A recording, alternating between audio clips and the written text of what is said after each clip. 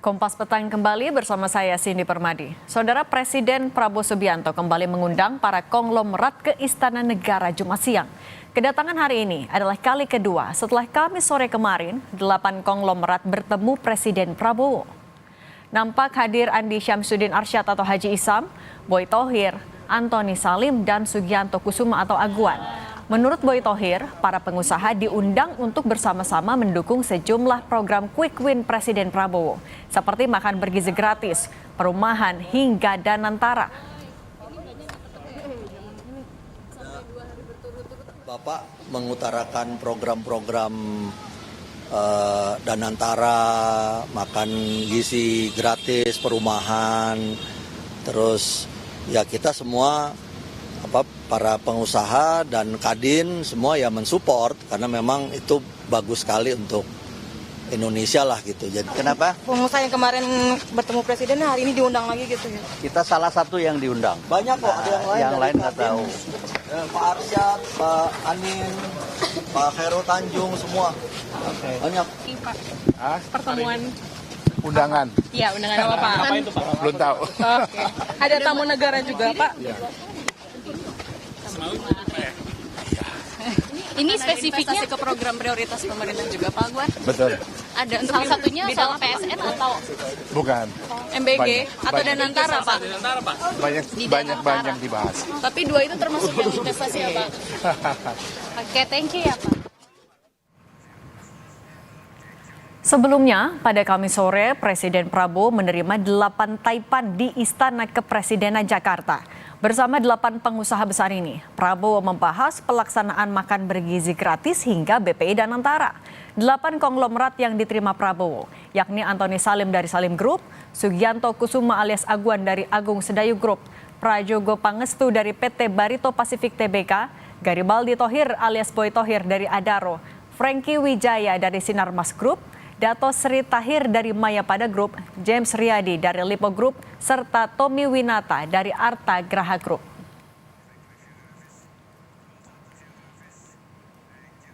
Menurut Sekretaris Kabinet Teddy Indrawijaya, Presiden berdiskusi mengenai perkembangan terkini di tanah air dan dunia global, serta program-program utama yang tengah dijalankan pemerintah, termasuk program makan bergizi gratis, infrastruktur, industri tekstil, swasembada pangan dan energi, industrialisasi hingga BPI Danantara. Presiden juga mengapresiasi dukungan yang diberikan pengusaha terhadap berbagai kebijakan dan program pemerintah.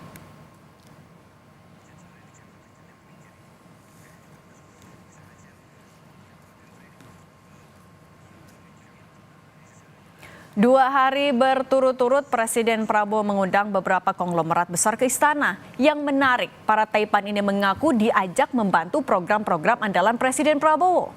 Salah satunya makan bergizi gratis. Lalu apa pesan dibalik 2 kali pemanggilan para konglomerat ini ke istana?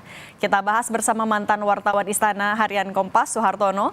Lalu ada ekonom Indef M. Rizal Taufikur Rahman dan Ketua Pindo Sinta Kamdani. Selamat petang semuanya. Selamat petang, Mas Rizal. Terdengar suara studio? Oke, saya mau ke Mas Har dulu. Mas Har, 2 kali dipanggil ke istana. Kemarin tertutup, didampinginya sama Mensesnek dan Seskap. Sekarang dengan diundang lagi tapi terbuka. Sebenarnya topik pembahasannya sama, tapi memang ada sesuatu yang pengen dibahas lagi secara formal hari ini atau memang berbeda topik? Sebetulnya sama topiknya, hanya kemungkinan kemarin kan lebih disebut-sebutkan hanya brainstorming dengan para pengusaha. Nah, hari ini adalah follow up. Makanya diajak dari Kadin dan beberapa menteri terkait untuk menindaklanjuti apa yang sudah disampaikan oleh para taipan itu. Dan memang spesifik minta pelibatan di program prioritas? Ya, mereka memang diminta karena memang tanpa mereka sulit. Terutama di tahun depan anggaran kita sangat mepet sekali. Sehingga diperlukan partisipasi mereka untuk selain investasi kan juga mengulirkan dananya nanti dalam seperti Danantara maupun program unggulan di makan bergizi gratis. Tapi sebetulnya ini mereka bukan cuma 2 hari saja. Dari hari Senin saya mendapat cerita, Senin, Rabu, sampai Kamis Jumat ini memang Presiden fokus untuk bagaimana Danantara ini bisa berkembang, bisa merangkul para pengusaha untuk berinvestasi. Jadi itu sudah dirancang mulai dari hari Senin, khusus dengan Pak Pandu CS, lalu hari Rabu juga Menteri Investasi, dan hari Kamis adalah para pengusaha. Artinya gambaran besarnya soal Danantara sebenarnya? Salah satunya juga itu, tapi di balik itu biasa ya, kalau Presiden itu kan selain meningkatkan komunikasi dengan para dunia usaha, juga akan ya membangun diskusi strategis ya, yang mereka namakan untuk mengembangkan dan meningkatkan dunia usaha dalam partisipasinya di pemerintah. Oke, kita tanya dulu ke Mas Rizal. Mas Rizal, kalau Anda melihatnya 2 hari berturut-turut diundang ke istana, apa yang bisa Anda baca dari langkah ini yang dilakukan oleh Presiden Prabowo? Presiden kan kolaborasi antara pemerintah dan sektor swasta. Karena tahu bahwa investasi yang besar ya, serta realisasi investasi yang akseleratif menjadi kunci dalam menumbuhkan dan juga mendorong pertumbuhan ekonomi yang ditargetkan besar. Nah, tentu diskusi ini juga punya potensi ya, menghasilkan kebijakan yang lebih sinkron dengan dunia usaha, yang sehingga kebijakan yang sudah dibuat itu bisa lebih clear, lebih cepat akselerasinya, dan tentu bisa meningkatkan investasi harapannya ya, dan juga penciptaan lapangan kerja. Nah, tapi yang harus penting lagi adalah bahwa pertemuan semacam ini harus dilakukan tentu secara transparan gitu ya, dan juga akuntabel. Mengapa? Karena keterlibatan pengusaha yang besar ya, dalam konteks implementasi kebijakan, maka tentu harus sinkronisasi agar tidak timbul muncul konflik kepentingan yang bisa menguntungkan segelintir pihak saja misalnya. Ini penting, dan saya kira upaya ini adalah pendekatan baru kepala pemerintahan ke presiden gitu ya, bagaimana mengakselerasi dan merealisasikan kebijakan dan juga program-program strategis dari. Oke, Mas Rizal, audionya tidak jelas, kami coba perbaiki dulu. Sekaligus kami juga mau sapa, ada Bu Sinta Kamdani, Ketua Apindo. Bu Sinta, selamat petang. Selamat petang. Bu Sinta, tapi kalau dari pengusaha, dari kacamata pengusaha, melihat Presiden secara aktif melibatkan Taipan ini di program prioritas pemerintah, Anda melihatnya bagaimana? Ya, kami sangat mengapresiasi ya inisiatif Presiden yang mengundang para pengusaha ini. Kami rasa ini suatu langkah yang positif yang menunjukkan bahwa pemerintah ingin membangun komunikasi yang lebih erat dengan sektor swasta, dan dengan program-program strategis yang disampaikan pemerintah, saya rasa peran serta pelaku usaha swasta ini sangat penting gitu. Jadi kami apresiasi, dan kami harap ini juga nanti akan lebih banyak lagi pengusaha yang bisa diajak berdialog dengan Presiden, di mana Presiden juga bisa menyampaikan program-program prioritas beliau. Tapi dengan melibatkan konglomerat di program prioritas, apakah ini juga Anda melihat ada benang merahnya di anggaran yang tidak cukup di program-program andalan Presiden? Ya, kita semua tahu bahwa memang tidak memadai untuk mengandalkan hanya dari APBN. Jadi dari awal memang Presiden juga sudah menyampaikan dengan banyak kesempatan ya, tidak hanya dalam hal mengundang para pengusaha kali ini, tapi sebelumnya juga memang kita tahu bahwa Presiden mau melibatkan lebih banyak lah, dan dibutuhkan juga para pelaku usaha swasta. Jadi memang APBN ini tidak memadai, tidak mungkin hanya bisa datang dari pemerintah saja. Memang pelibatan ini dilakukan. Nah, tapi Mas Har, kalau pelibatan di dalam program prioritas, kemudian memanggil, apalagi hari ini terbuka pemanggilan Taipan, ini adalah hal yang memang biasa dilakukan Presiden, termasuk presiden-presiden sebelumnya? Ya, kalau terbuka ini kan ada dua pengertiannya. Satu, bahwa Presiden ingin menunjukkan ke publik bahwa tidak ada hal-hal yang ditutup-tutupi. untuk mengembangkan dan meningkatkan Danantara sebagai lembaga investasi. Yang kedua adalah dengan ditampilkan ke publik, ini publik jadi tahu, oh ini pengusaha-pengusaha ini. Jadi mereka diberi tanggung jawab.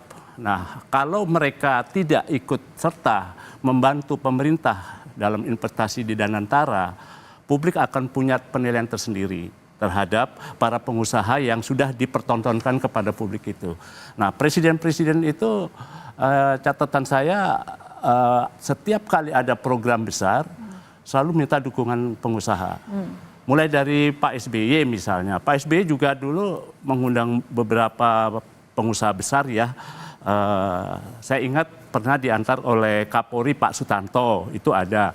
Lalu di eranya Pak Jokowi sebelum memutuskan dan membahas rancangan undang-undang tax amnesty, Pak Jokowi mengundang lebih banyak lagi pengusaha-pengusaha itu untuk makan malam di istana. Acaranya tertutup, bahkan foto pun nggak boleh keluar. Tapi ya pada era itu sulit ya, foto itu akhirnya keluar, kita tahu, dan itu jadi masalah sampai sekarang.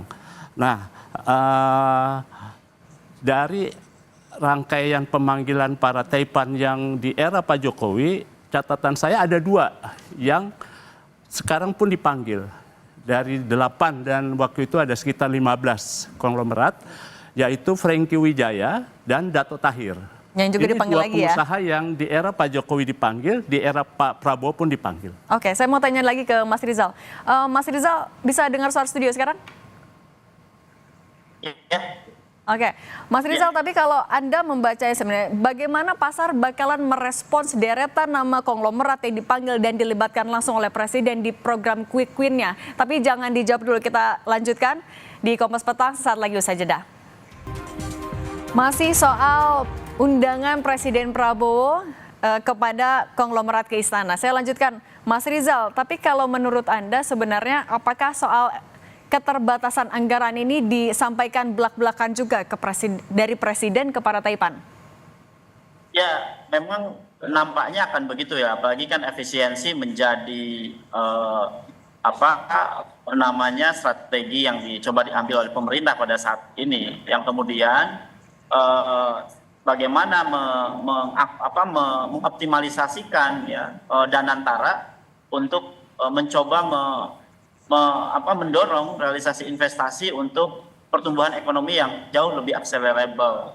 Dan tentu market juga kalau kita lihat gitu ya, dengan adanya pemanggilan ini sebagai sinyal positif gitu ya. Bahkan kalau kita lihat di indeks harga saham gabungan misalnya hari ini, beberapa memang ada peningkatan gitu ya, positif gitu ya. Dan artinya apa? Artinya bahwa langkah yang dilakukan ini akan memberikan sentimen pada investor lokal gitu ya, dan ini tentu menjadi sinyal yang baik gitu. Nah untuk itu maka saya melihat begitu ya, dan juga membaca bahwa pertemuan ini atau pemanggilan ini adalah pendekatan baru yang dilakukan oleh Pak Prabowo, bagaimana peran dari swasta untuk mendukung program-program strategis atau quick win-nya pemerintahan Prabowo, yang notabene punya target yang harus dicapai dengan target yang tentu pertumbuhan juga yang tinggi, kemudian juga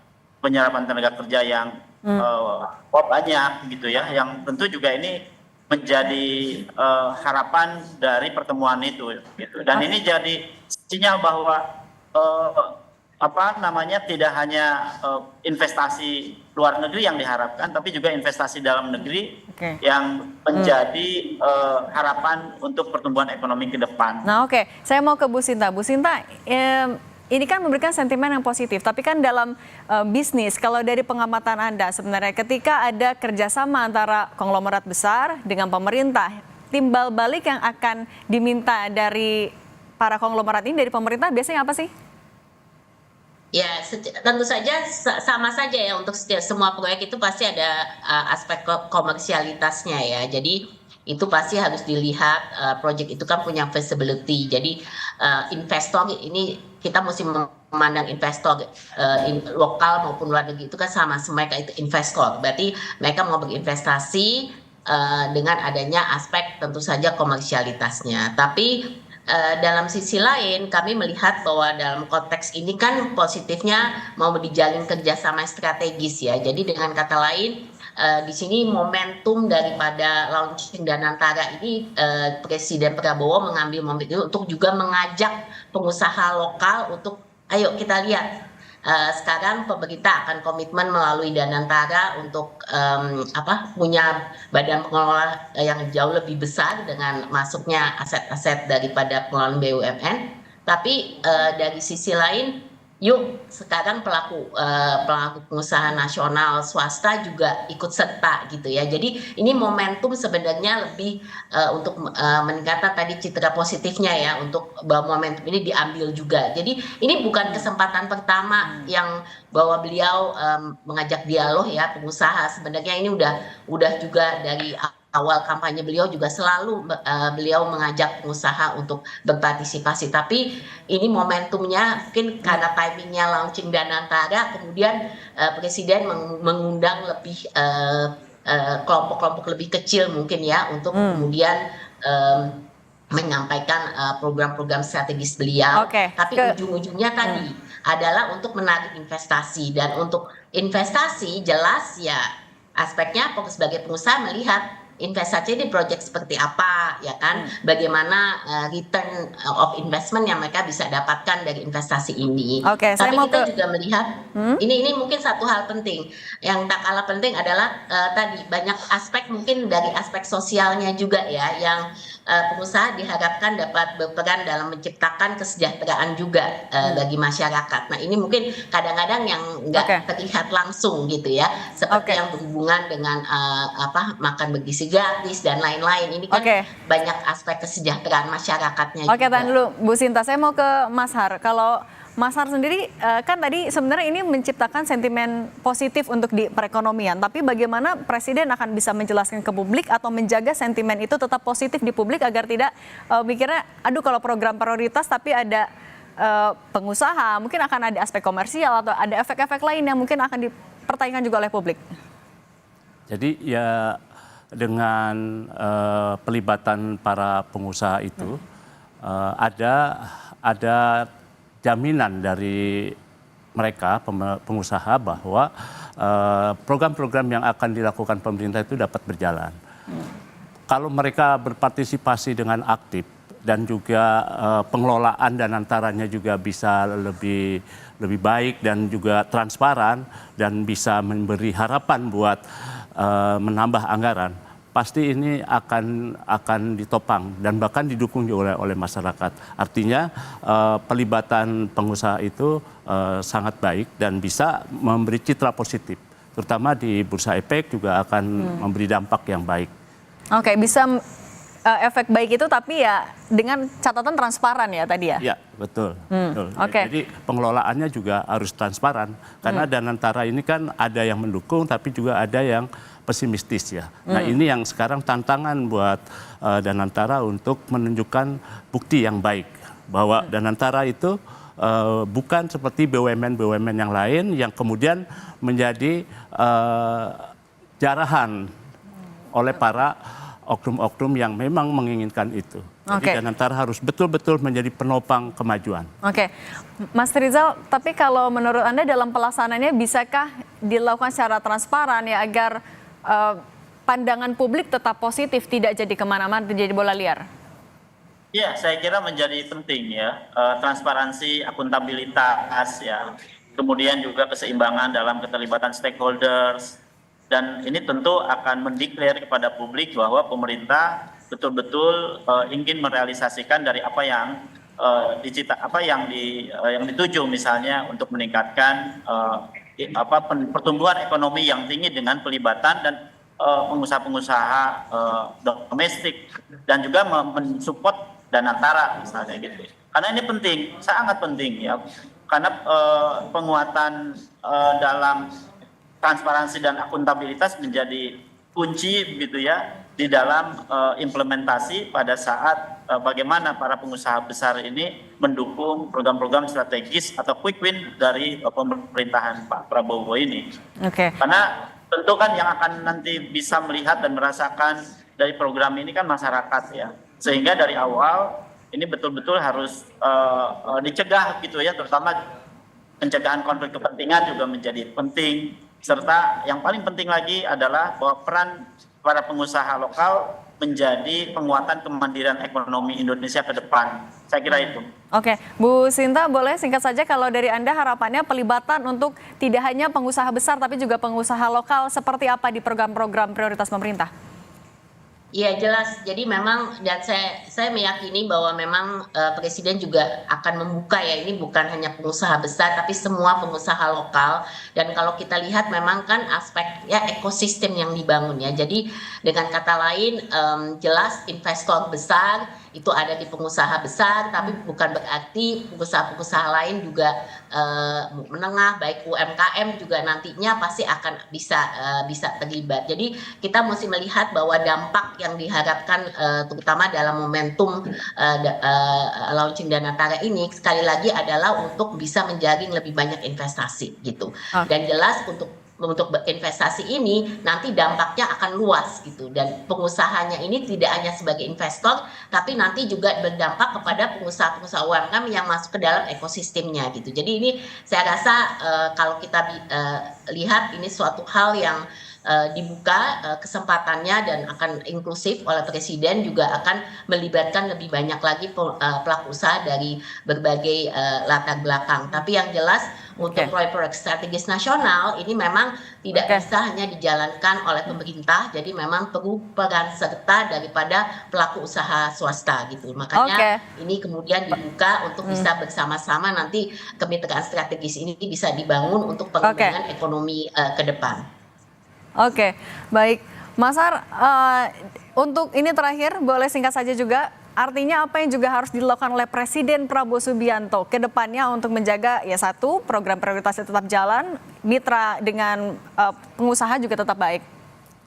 Dua, seperti tadi sudah disinggung adalah satu transparansi dan satu akuntabilitas.